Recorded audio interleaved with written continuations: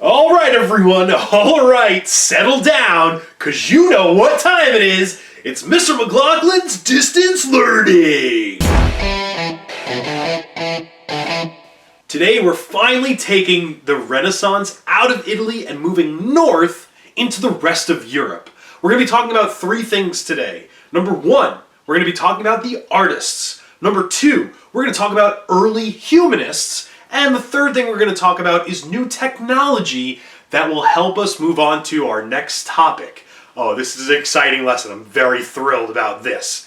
First, we have to talk about where does the Renaissance in Europe take place outside of Italy? Well, we first see it in a place called Flanders, which is in northern France. And people who are from Flanders are Flemish. Sorry, just had a thing. So around the 1500s, we see these European ideas start in Flanders, but then it starts to spread out to places like Spain, France, Portugal, Germany, and England. And one of the first artists that we're going to talk about is a German named Albrecht Dürer. Hello, I'm Albrecht Dürer. I like to make the paints. That's how he sounded in my mind. Albrecht was a genius. He was really good at a lot of different things, and he even traveled to Italy to learn from the old Italian Renaissance artists and thinkers. People started calling him the German Leonardo because Leonardo da Vinci was so good at everything, and Albrecht Dürer was becoming really good at all the things that he studied. Two other painters are Jan and Hubert van Eyck, and they are Flemish painters. They were the ones that developed oil-based paint and made a lot of paintings of ordinary people doing ordinary things. Like this painting right here. Yeah, it's just a guy and his pregnant wife hanging out with their weird-looking dog. People were into it. Some other painters that we're going to talk about are Peter Bruegel and Peter Paul Rubens. Now, these guys took those Renaissance ideas of, religious figures or big historical events, but making them very bright and colorful. In fact, Peter Bruegel, what he did was he took ordinary people, but instead of making paintings of peasants and using a lot of dark tones, he used a lot of bright colors. So it was one way that we could see ordinary people doing their ordinary lives in brighter colors, in more of this Renaissance style.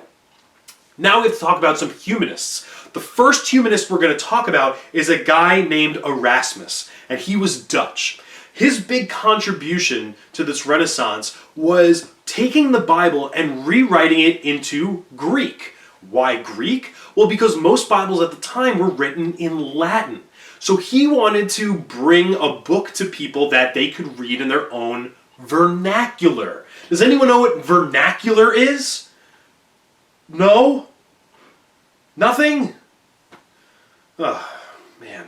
I gotta tell you guys everything? Alright, fine. Vernacular is when you take a language and you use everyday common terms in order to explain things. So your birth certificate, it will say very medical or very, smart things like, in the year of our Lord, 1496, on the day of this person's birth, we mark that... No, just, they were born in 1496. Done. That's vernacular.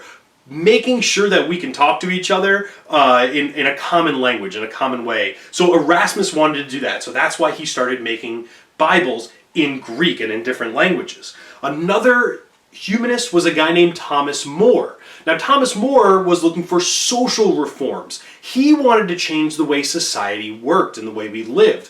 And one way is that he wrote about a place called a utopia. He wanted to create a utopian society. And a utopian society is a place where there's no problems, there's no war or fighting, and everyone is equal. Men and women, they had the same jobs, the same education. It didn't matter who you were or where you were, because he felt if everyone was intelligent, then it wouldn't lead to war and we could all live in peace. Unfortunately, we know that that is not possible because everyone has a difference of opinion about everything.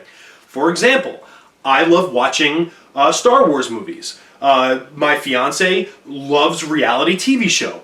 we can't come to a decision on what to watch at night, so we just watch reality TV shows because I lose.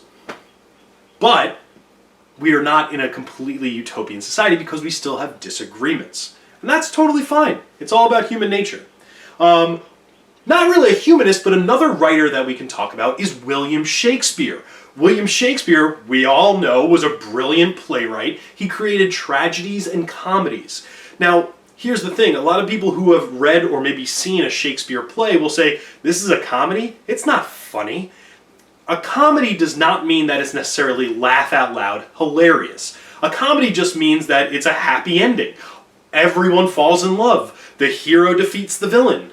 And a tragedy is basically the complete opposite.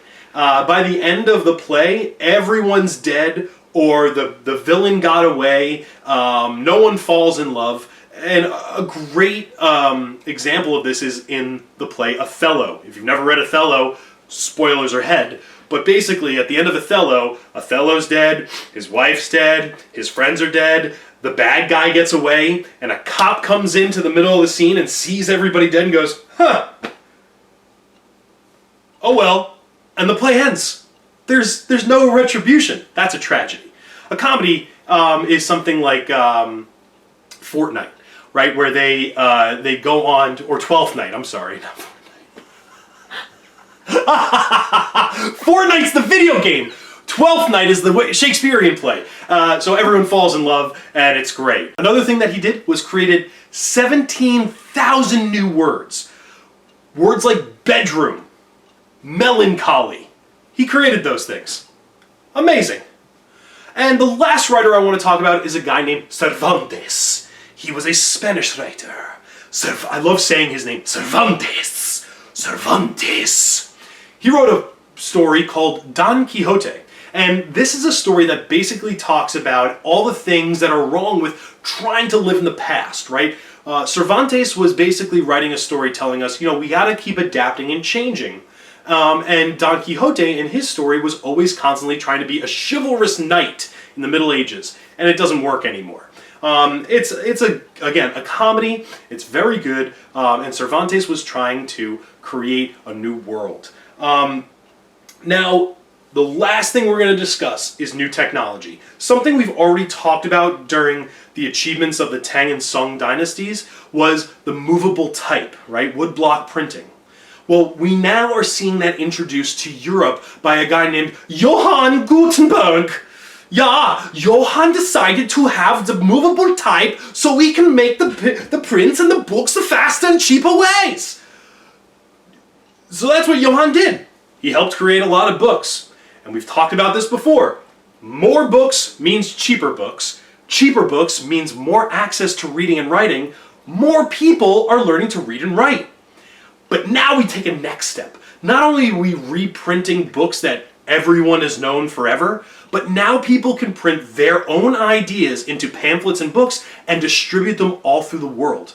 So now instead of me sitting in my village talking about how much I hate this religion, now I can talk to everyone about how, oh yeah, a lot of people don't like the way that religion works. Or, oh yeah, society shouldn't be ruled this way. Now I can spread my ideas instead of being crazy old McLaughlin sitting around talking about how a utopian society is the future. But yeah, next time we're going to talk about these ideas spreading. And it's mostly through religion, but we'll get there. Now it's time for Mr. McLaughlin's Fun Fact of the Day. So, today's fun fact involves another super talented artist, you've probably heard of him, named Beethoven. Not the dog, the musician, the composer. So Beethoven, we all know, is a genius. Well, he was challenged by one of his rivals named Steinbelt. And Steinbelt said, I challenge you to a piano duel. We'll improvise a song for 1 hour each, and then we'll see who's declared the winner. So Beethoven took a piece of Steinbelt's music, turned it upside down, played that for a half an hour, and then improvised the rest of the song for an hour, insulting Steinbelt. Steinbelt didn't get to hear the end of the song because he left halfway through Beethoven's musical slap in the face, and never returned to Vienna, where they had the competition, ever again. For the rest of his life, he never went back to the city where Beethoven stuck it to him. That's right. That's musical orchestra smackdowns, baby, in the streets. Vienna. Anyway, I hope you enjoyed this episode today. Stick with us, because next time we're going to be talking about the changes that go on in Renaissance Europe. Remember, stay healthy, stay safe, and social distance.